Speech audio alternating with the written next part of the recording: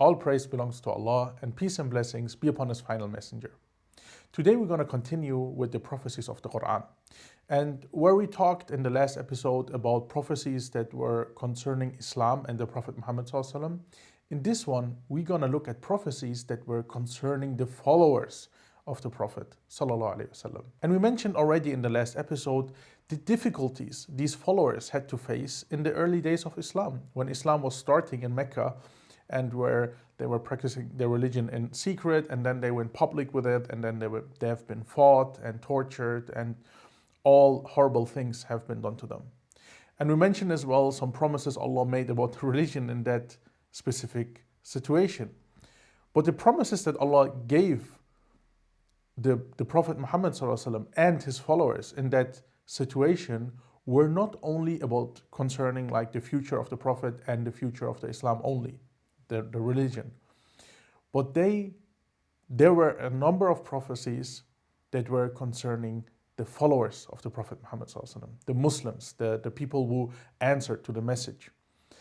And basically, Allah was giving them verses talking about the previous nations and the previous prophets, and giving them an example through them that yes, they will suffer an amount of suffering that is written for them, that will purify them and that will elevate their status with God, and that they will test them because they're making this claim that they're following Islam and they're accepted the messenger, so now they're being tested, but that eventually they will get power in the lands and that they will be victorious and that they will see the sunshine after this long nights that they're going through. And one of those verses is in Surah 40, verse 51, that states, "We shall indeed give support to our messengers and those who believe, both in this world's life and on the day when all the witnesses shall stand up." But for the Muslims in that situation,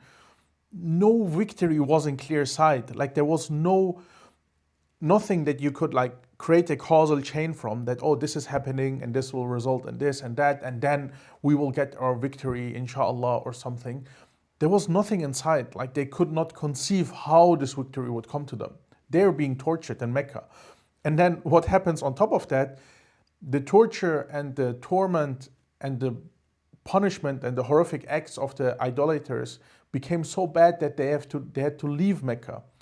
The Prophet ﷺ sent some people even during that time to Abyssinia, because there was like a Christian ruler that was more just to his people than how the idolaters were treating them. And then the Prophet Muhammad ﷺ decided eventually to leave Mecca completely with all the believers and migrate to the city of Medina. And they had to do this migration in secret because they would have been not allowed and been killed. So they made a plan and they migrated to Medina. It's a whole story for its own. But then when they arrived at Medina, was the fear gone? Was it over? No, because Medina was not their place as well. And there were tribes that were hostile to them. And as well, the Quraysh wanted to take revenge from them because they wanted them to leave like that. And a lot of people, they were slaves as well, that they ran away. So they were living in constant fear. And allow me to show you a description of that situation they were living in Medina from one of the witnesses. And we have an authentic narration in Al-Hakim from the companion Ubay ibn Ka'b, who describes the situation as following. When God's messenger migrated to Medina with his companions and the Ansar gave them refuge, all Arabs mounted a campaign of hostility against them. They had to have their arms next to them whenever they went to sleep. Like everyone is sleeping with their weapons. And when they woke up, some of them, they had to have their arms next to them whenever they went to sleep and when they woke up. So basically they're sleeping with their weapons. This is the situation they're in. Some of them wondered whether they would live to see a day when they would be able to spend their nights in security, fearing none but God. So, subhanAllah, try to imagine the situation.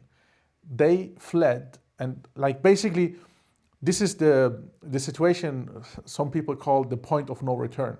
Like, okay, you became Muslim, and you went against the religion of your forefathers and stuff, and now you're being punished, you still can go back. You're still in Mecca and you're between your people, and you can just say to your family, oh, I was just silly, stop the punishment, please. I'm gonna come back in the religion of my forefathers.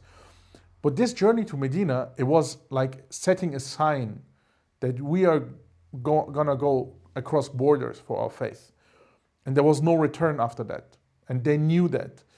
And they knew that the idolaters would not leave them alone. And they knew that in Medina themselves, there was a group of hypocrites. There were some of the Jewish tribes that were hostile against them. Some of the Arab tribes that were hostile against them were in the area. So they had no peace whatsoever. And they were just anticipating when when the thunder is going to come down upon them. And in this situation, the Prophet Muhammad ﷺ comes to them and says that a certain verse has been revealed to him.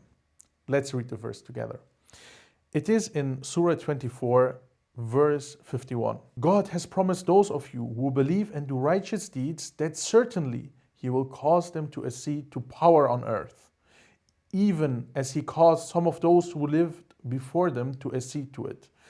Like this part is, subhanAllah, it's telling them, you will get victory just like the people before you that believed in the messengers. Yes, they were tested in the beginning, but you will not only get victory, but you will get power on earth.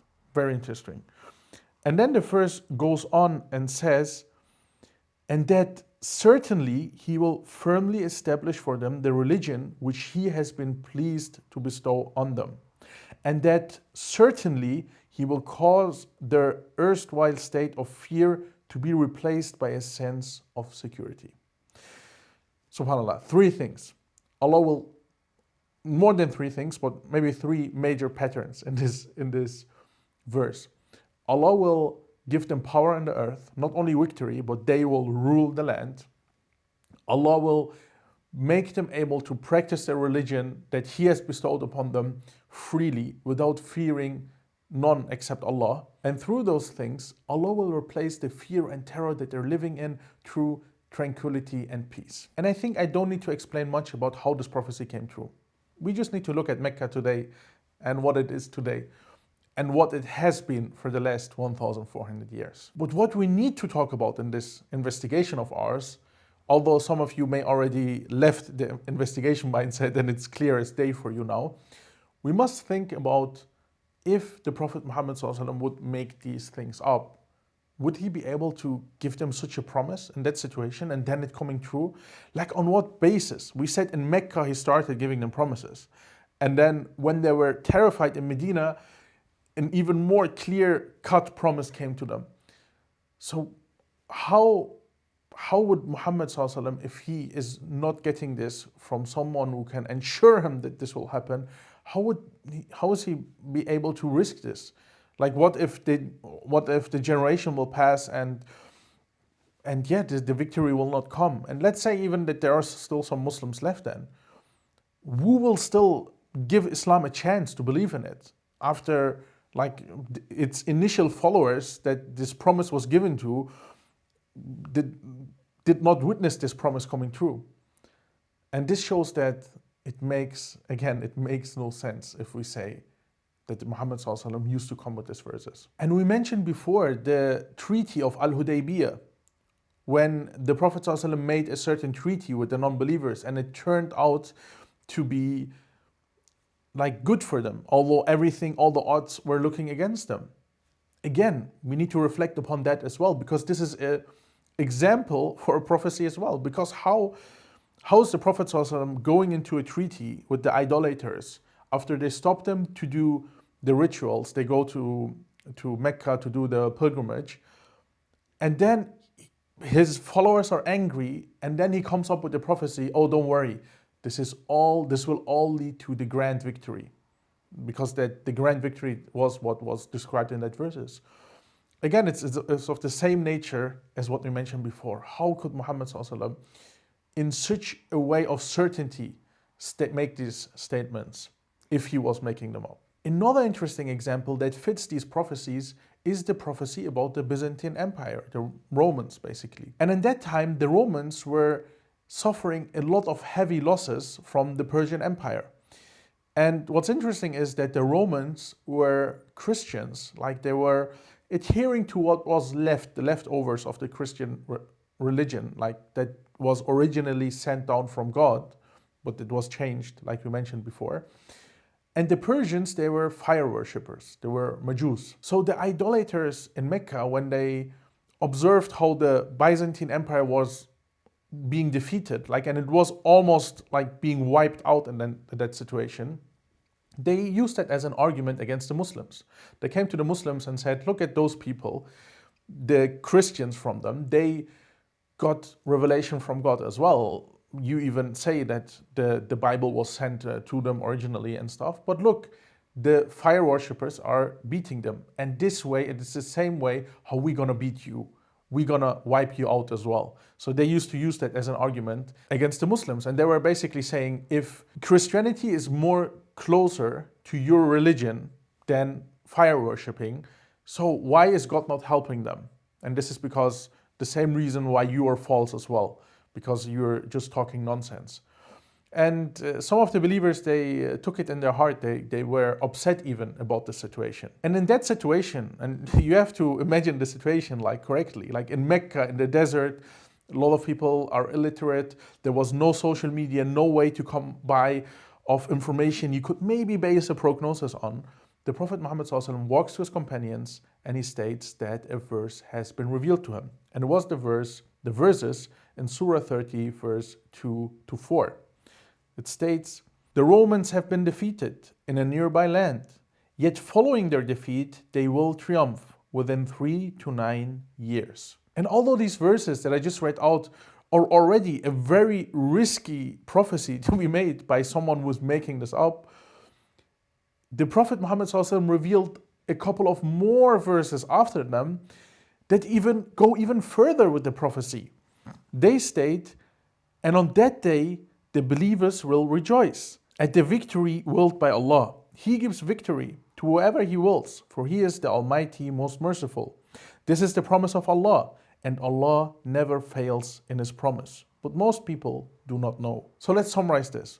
Not only says the Quran that the Byzantines, who are on the verge of being wiped out by the Persians, are gonna be victorious again and they're gonna regain the power in the land, but as well that the believers will have a victory similar to that for their own in the same time. And this was nothing that they could even imagine in that time. It must be like a big surprise for them hearing that. Like, not only we will get rid of these people mocking us because the Byzantines are losing, not only we will become happy because of that, but we will have a victory on our own while now we are getting tortured and punished and persecuted. And what happens is that in this time period, two things happen. The first thing that happened is that the Byzantines fight back the Persians and they become victorious in the land again and they regain the power against all odds. Listen to what one of their historians, Theophanes, said himself. The Romans took their camp, like the camp of the Persians, and all their equipment. They raised their hands to heaven and thanked God. They also prayed fervently for their emperor, who had led them well. For they had not even thought of seeing to see the dust of the Persians.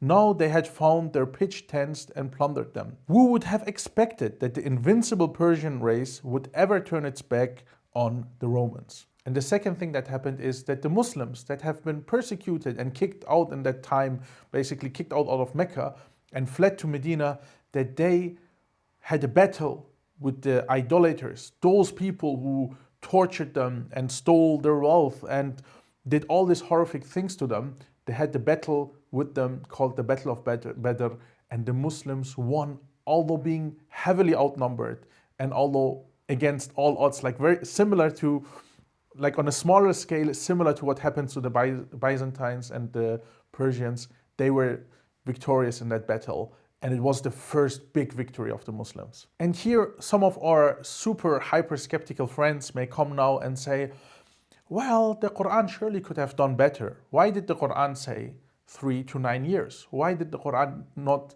specifically name a date and day where this is going to happen?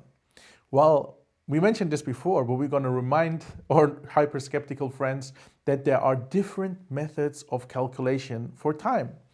And the Quran, by stating 3 to 9 years, all the different methods of calculation will fall in that time span.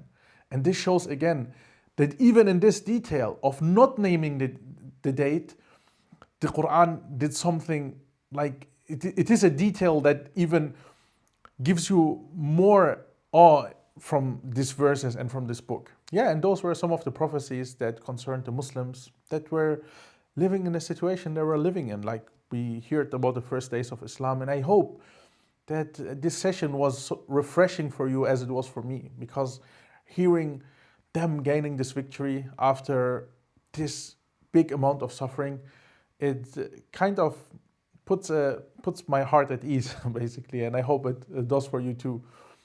But yeah, we're not going to stop here. Next episode, inshallah, we're going to look at another type of prophecies, but this time concerning the non-believers, the idolaters, and what Allah prophesied about them, and if it became true, and if Muhammad ﷺ could make up these things himself, or that indeed this is a sign that this book has to be from divine revelation. Until the next one, Assalamu alaikum.